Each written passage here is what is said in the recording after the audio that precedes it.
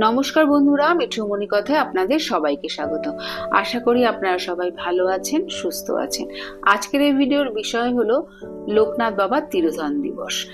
আজকের এই ভিডিও থেকে আমরা জানবো ইংরেজি 2025 সাল অর্থাৎ বাংলা 1432 বঙ্গাব্দে বাবা তিরোধান দিবস কবে পড়েছে, বাড়িতে পুজো কবে করবেন, কি কি উপকরণ লাগবে, ভোগ প্রসাদে কি কি নিবেদন করবেন, তারপরে রয়েছে বাবার প্রিয় ফুল ও ফল প্রসাদ কি, আর রয়েছে পুজোর মন্ত্র। তো চলুন ভিডিওটি শুরু করা যাক। লোকনাথ ব্রহ্মচারীর তিরোধান দিবসে বাঙালির ঘরে ঘরে বাবা লোকনাথ একদিন পূজিত হন। লোকনাথ বাবাকে সামান্য পুজো দিয়েই তুষ্ট করা যায়। লোকনাথ বাবা ভক্তদের সব ধরনের ইচ্ছা পূরণ করেন।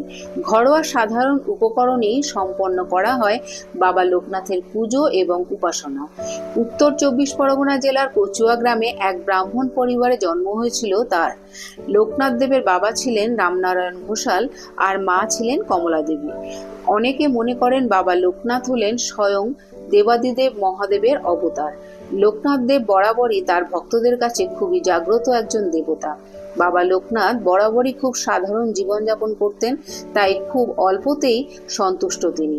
তার পুজোয় কোনো বিশেষ আড়ম্বর প্রয়োজন হয় না। এবার চলুন দেখে নেওয়া যাক কবে পড়েছে তিরোধান দিবস। বাংলার 19শে জ্যৈষ্ঠ 1432 বঙ্গাব্দ, ইংরেজির 3রা জুন 2025 সাল মঙ্গলবার পড়েছে এই তিরোধান দিবস। এবারে দেখে নেওয়া যাক যে পুজোর শুভ সময় কখন থাকতে চলেছে। বাংলার 19শে জ্যৈষ্ঠ ইংরেজি 3রা জুন মঙ্গলবার সকাল 6টা 43 মিনিট থেকে সকাল 9টা 25 মিনিটের মধ্যে, আবার দুপুর 12টা 6 মিনিট থেকে 2টো 47 মিনিটের মধ্যে। বাবা লোকনাথের প্রিয় ফুল হলো নীল শাপলা বা নীল শালুক ফুল। এছাড়াও বাবাকে যে কোনো সাদা ফুল বা বেলপাতা নিবেদন করা যেতে পারে।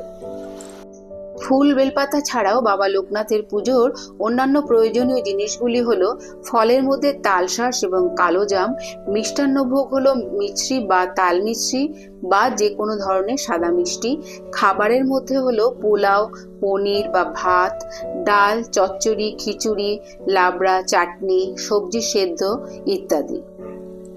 লোকনাথ বাবার প্রণাম মন্ত্র: নমামি বারদি চন্দ্রং নন্দন কাননেশ্বরং হরিম ওং নম শিবায় শান্তায় কারণত্রয় হেতবে।